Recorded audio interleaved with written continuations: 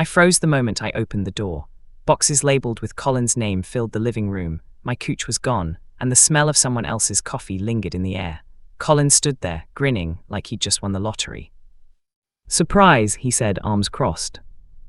I blinked. What is this?" "Your lease, mine now," he said casually. My heart sank. My home, my sanctuary, hijacked. The neighbors were watching. I felt exposed, humiliated. This was the day my life split into before and after. My name is Luke, and Colin had just made a fatal mistake. Let's wait here before we continue. Please do not forget to like, share, subscribe, and also drop your comment below. Let's continue.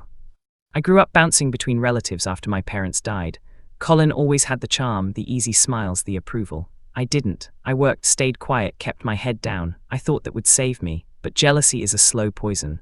Colin's jealousy wasn't petty, it was methodical, and now it hit me full force.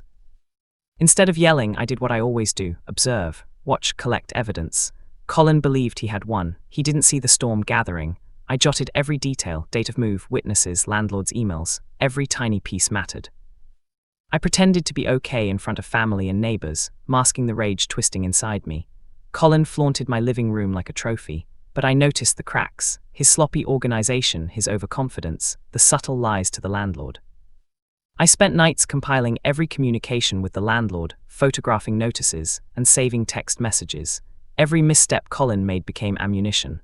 I wasn't acting impulsively, I was building the perfect plan. I invited my landlord for coffee, casually bringing up inconsistencies in the lease transfer. Colin had forged some documents. My landlord didn't realize it yet. I kept my tone calm, measured, like a friend pointing out a minor mistake. Colin bragged about his victory at a family dinner. I stayed silent, smiling politely. That night I discovered he'd borrowed money from my uncle to renovate the apartment. Publicly, he appeared confident. Privately, he was overextended and vulnerable. I subtly shared details of Colin's financial missteps with our relatives.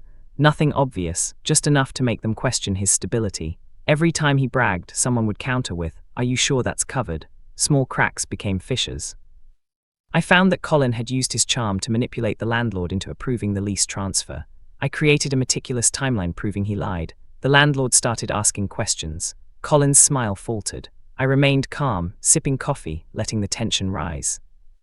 I invited my cousin's closest friend for lunch and casually mentioned the lease discrepancy. By the time Colin noticed, whispers had started spreading. I didn't attack, I revealed. The power of subtle exposure was intoxicating. Colin tried to tighten his control over the apartment. He didn't know I had quietly documented everything.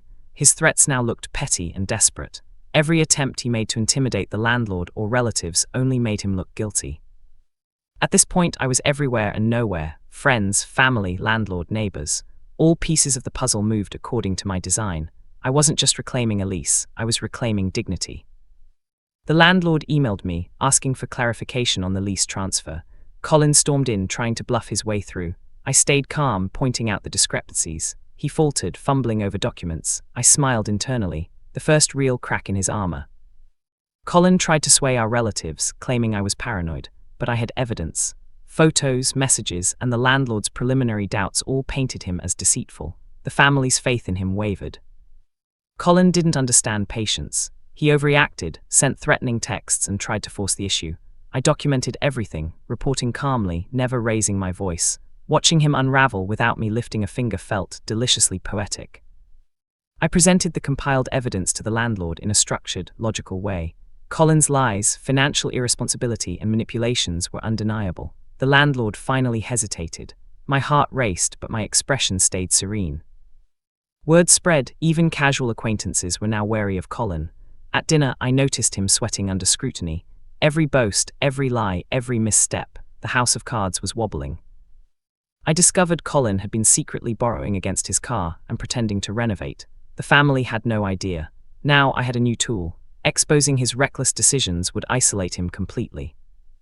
I casually mentioned to Colin's friends that he might be in trouble financially. Subtle hints, nothing accusatory. By the next week, his reputation began to falter. Confidence, charisma, charm, they all evaporated under scrutiny. The landlord called a formal meeting. Colin tried to assert authority. I calmly laid out the facts: forged documents, financial irresponsibility, manipulation. Colin's tone became defensive, faltering, almost childlike. I gathered relatives privately, showing them clear evidence of Colin's arrogance and deception. Their shock was palpable. Respect and admiration shifted. Colin, once king, became the subject of whispered doubt. Colin tried one last desperate move, threatening legal action. I produced proof he had already admitted liability in written emails. Silence fell. The landlord finally rescinded the lease. Colin's smirk vanished. I stood there calm. Walking into my reclaimed apartment, everything was as it should be. But it wasn't just about furniture or keys. It was dignity, respect, victory earned with patience and intelligence. Colin couldn't contact me. He couldn't humiliate me again. I hosted a small gathering, celebrating quietly. Family came, neighbors came.